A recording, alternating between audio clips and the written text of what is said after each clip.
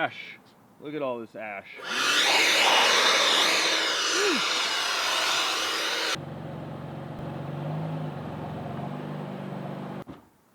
What's up, guys? Welcome to Blake's Garage. Today I got a box from Koyorad. They sent this out to me, so huge shout out to Scott from Koyorad for sending me over one of these. It's a new F8x a new F8x heat exchanger from Koyorad. So this thing is pretty rad, I would say. Koyorad makes some excellent products. I think they're one of the best radiator companies out there, and absolutely love their packaging. Look at that stuff, that Koyorad look. Oh yeah, look at that pretty freaking thing, dude. All polished up, embossed with the Koyorad logo in the top, and you can see it has the bungs for the factory fittings on the F8x platform. So if you're wondering what does F8x mean, I mean, like, well, an F82, an F80, F87, so M3, M4, and M2 competition. I'll use the S55 motor. So basically anything with the S55 in it, you'll be able to use this guy. It's got the amazing looking Koyorad stencil on it, always looking good. So what we're gonna do is hop into this car and start taking off the bumper. Now you might say to yourself, why the heck do you need this? What is the reasoning behind this? Well, for me, I track my M4, and when I track my M4, you know, honestly, after about 2 or 3 laps, the car starts falling off a little bit. You can feel it start to get a bit of heat soak and kind of just not have that top end power that you would, well, hope that it has. This is going to make it more efficient and gonna keep us, you know, with colder charge air intake temps, basically giving us more power and more reliability. So I'm gonna start out with these little 8mm screws right here. So you got one in the rear well right there. You got one right here. You have another one right up here. Bumper right here. Once we do that, there's some tabs on the inside of the bumper. You kind of have to get up and around. So there you go. And now there are 2 bolts up here.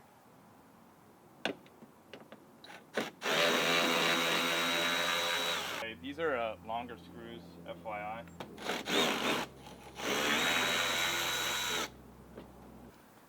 You can kind of see this sort of pops out. I went ahead and did the same thing on this side.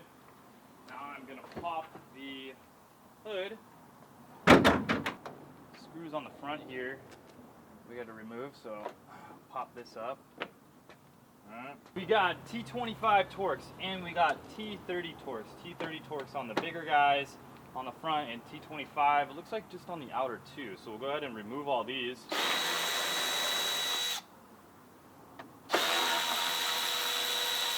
The T25.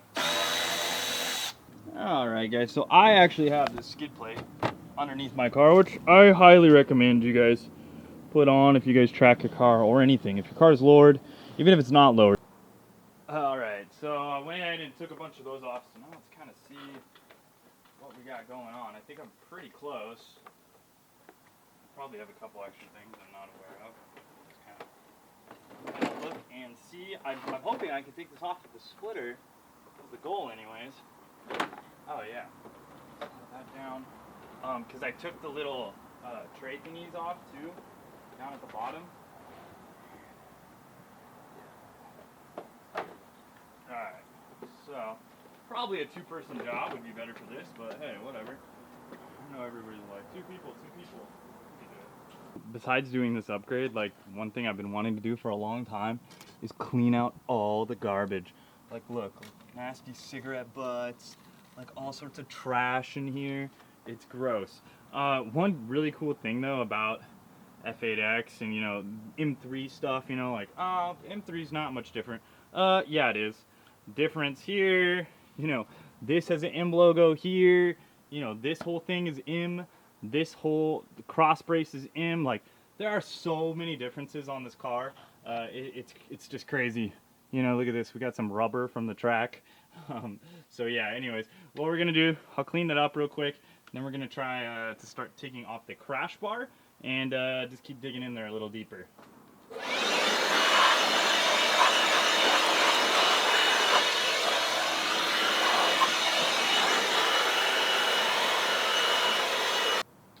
looks like the foam from the crash car just kind of pops off. Hopefully when you take this off your car, you find out that your car is looking good in this area. You actually have to pivot it off of this side. It pulls off here. It has a little notch, right? So no biggie. Now it exposes the aluminum crash bar here. We got a couple bolts. I guess these are a little bit tough to wiggle out in this general area, but they will go. You just kind of have to like jiggle them around. Little bracket down below, kind of goes like this. Just keep that in mind, guys. It goes like this, not like this. So I've heard if you get the other side of the crash bar loose, that you can get that guy out. So we'll work on the other side real quick. All right, so I was saying I thought I could get this out. Nah, doesn't look like it. Maybe it's because it's an 18, it's facelift model. But we're gonna have to move the headlight a little bit. Now, I'm hoping I can just kind of loosen this guy up right here with the T30 and maybe just angle the light up just a little bit. Loosened up this bolt right here. It made it to where I could move the light just this much, and I was able to get that bolt out. So do that on the other side as well, and it'll make it easy to come out. Let's see. Okay. Oh, looks like it kind of clicks into this little piece right here as well. All right, wow, that is like freaking 3 pounds. Okay, guys, so now I gotta take off this front plastic piece right here. I got like a little pick and a flathead screwdriver. It looks like there's a couple little areas, little pieces off, and they'll all kind of click back together. Or cool. So that just directs the airflow. Very nice. In performance, you know, all up on that. Very cool. Okay, so yeah, now we have a better look here. We also got to remove these little plastic guys right here. But first, we're gonna take off this this cross brace right here. This is an in performance part that you don't get with the normal cars.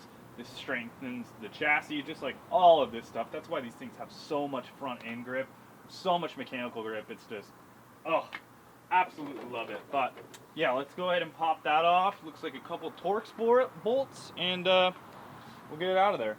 What is this? T45.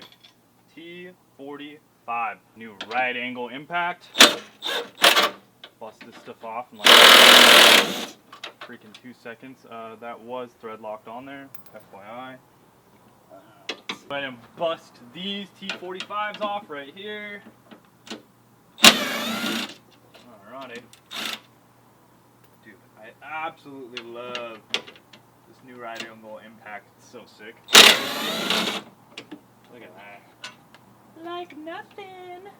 Okay, and then we got 2 more up top here. Now this thing should be able to slide out of here. I've heard you want to be careful with this. Obviously you don't want to impale your radiator at all. Oops, I still kind of have this on here. Yeah, we don't want to scratch anything up, but we can be pretty careful. Nah, that's not bad at all. Not too shabby. So this little thing, I'll have to clean this up because it's looking kind of gross. Can't lie. It's looking pretty old. We got a bunch of bees. We got a bunch of crap in here.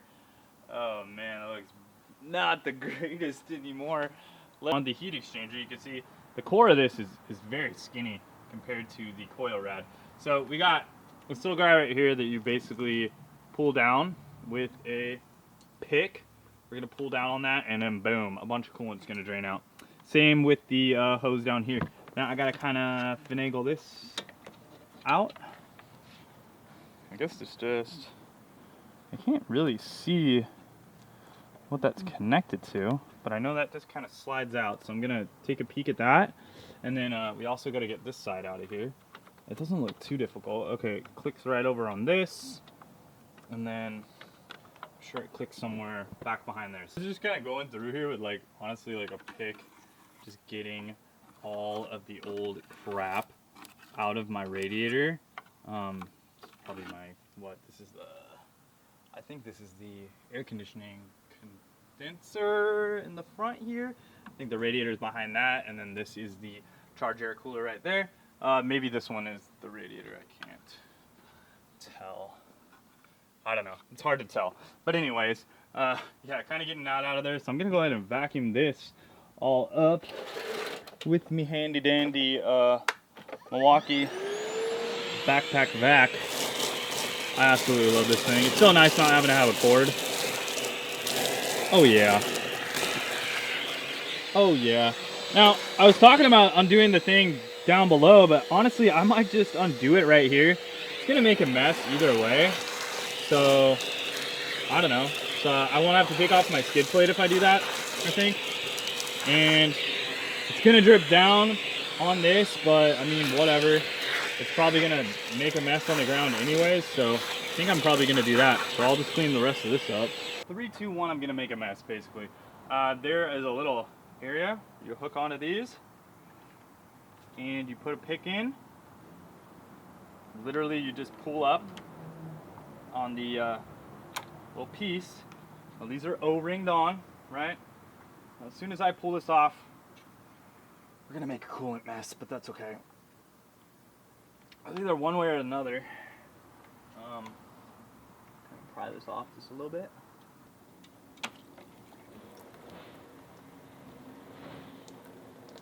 Honestly, not the worst thing ever. That's why I got this bucket. Coolant's gonna drip out of this thing for a while, but that's okay. So now I can get the top one here. Same deal. Pick this, and then a little bit of coolant will run out of that one as well. You could probably just pull it off by hand, but there we go.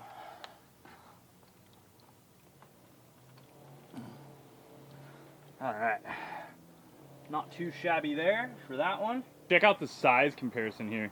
Not only is it a ton taller, which is awesome, but this thing is also much thicker.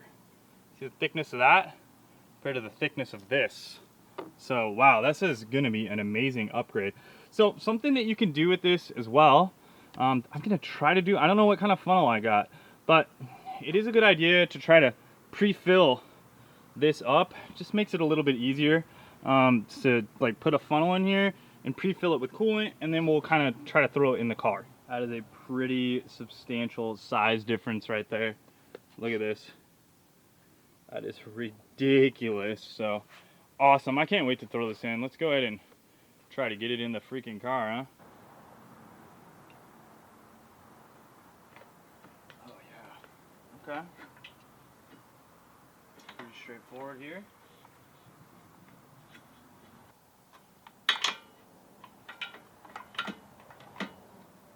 You want to be careful of the cooler down below as well. That was really damn close. It just needs to go in this last little top spot over here.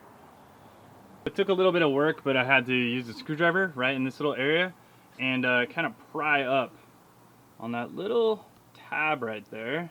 You guys can see it. There's like a little tab, and I get it over the top of that.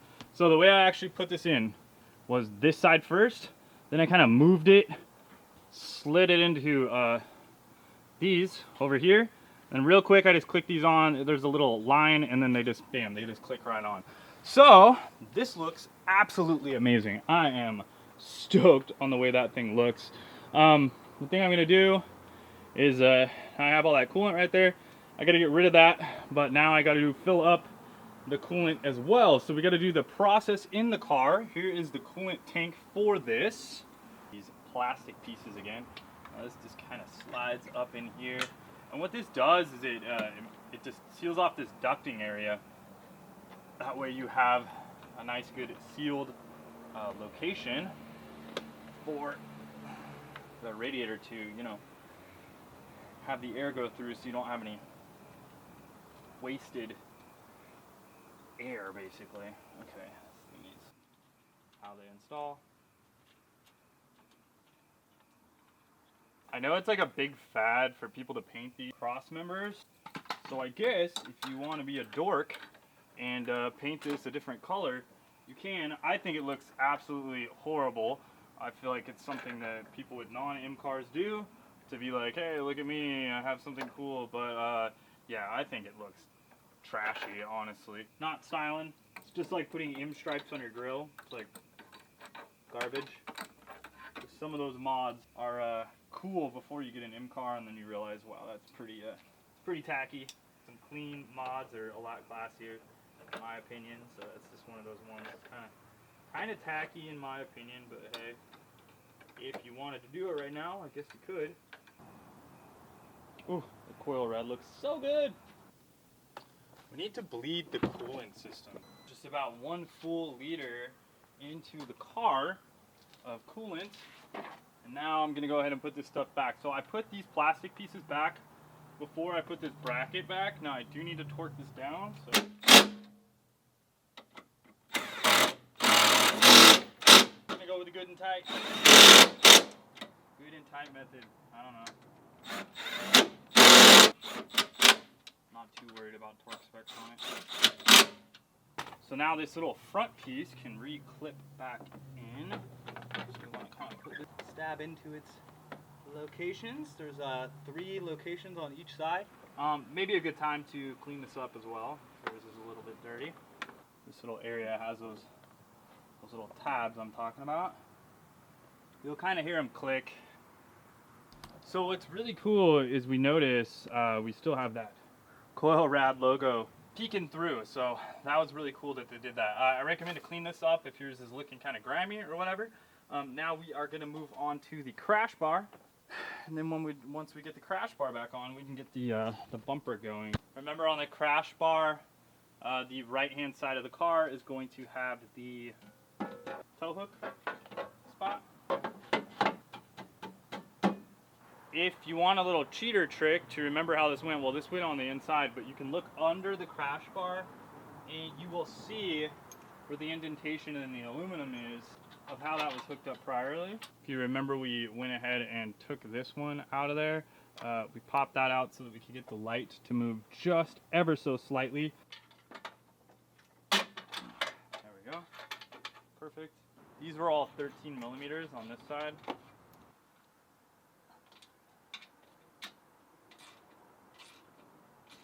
There's the little front rubber piece. Now this side actually hooks on first. There's like a little slotted area where it hooks into. And then you'll see it goes over here. And literally just kind of, it just kind of clips on actually. You can do it with one. Try it out. Just want to be careful with the sides. And what we got going on. So, little areas that it sort of slips into. Up on the front here. And down below, this all kind of hooks into its little spots as well. Same thing on the other side. Lift up in the front, there's 2 little locating tabs right here. And we'll put all the screws back, but this all looks pretty good. Got to do the other side real quick. Went ahead and put the bumper back on, just the couple bolts, you know, that are up in the fender wells here, and all of that. The system is bled, and what is super awesome is that you can see that Koyorad just shining right through with that logo, which looks amazing on the front of this car. So I look forward to driving this tomorrow. I will be doing a driving review of this to see kind of like if the car gets heat soaked, what I kind of think about it. So I'll probably either do that at the end, depending on how long this video was. I don't remember, like, I don't know how long this is going to be, so there may be a part 2. If there's not, we'll include it right now. Thanks a lot for watching, guys. I hope you guys enjoyed this video. I'll have a review on this coming up soon. Later, and wrench on.